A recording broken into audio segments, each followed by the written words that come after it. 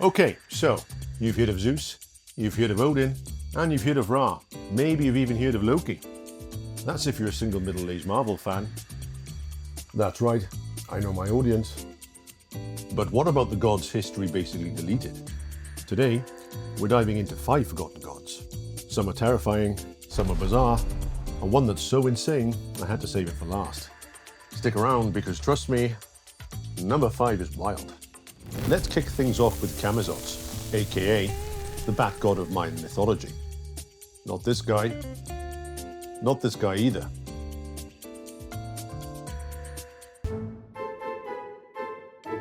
What the f? It's this guy. And trust me, he makes Batman look like a children's cartoon. Camazotz was half man, half bat, and 100% nightmare fuel. His name literally means death bat. Not exactly the kind of thing you want flapping past your window at night. According to legend, he lived in a cave called the House of Bats, which, you guessed it, was full of giant, bloodthirsty bats. In one famous Mayan story, he decapitates a hero just with his wings. No swords, no knives, and no axes. Just guillotines for arms. And here's the thing. Some scholars think Camazotz might be one of the oldest vampire legends in human history. So, before Dracula, before this guy again, and before Nosferatu, there was him. So yeah, next time you see a bat, don't worry. It's just after the fruit, unless it isn't. Anyway, Camazotz is terrifying, but he's just a warm-up act. Let's get a bit darker.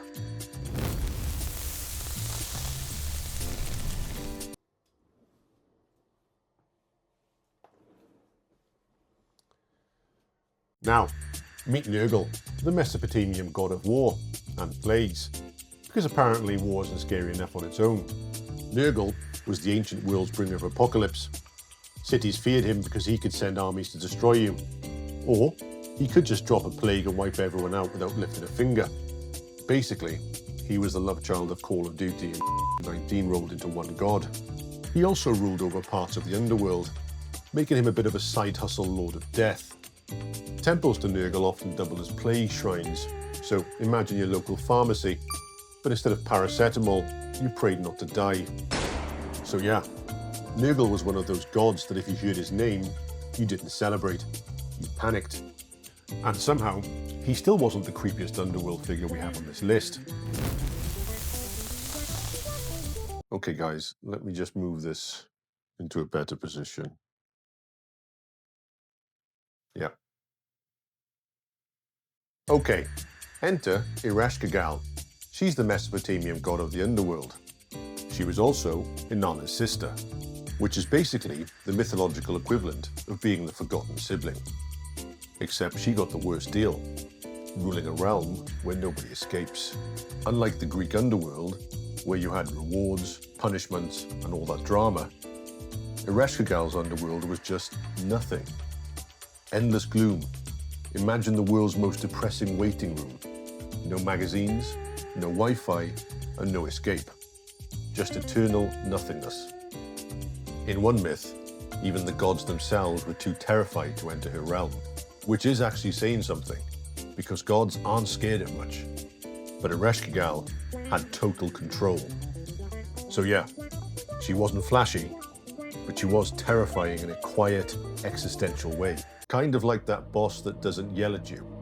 He just stares at you until you cry. Okay, that's enough of that underworld gloom. Let's head into the forest. The forest? What sort of god lives in the forest? This guy, Cernunnos, the Celtic horn god. Now he's a god that looks like he belongs on a heavy metal album cover. He was all about nature, animals, fertility, and cycles of life.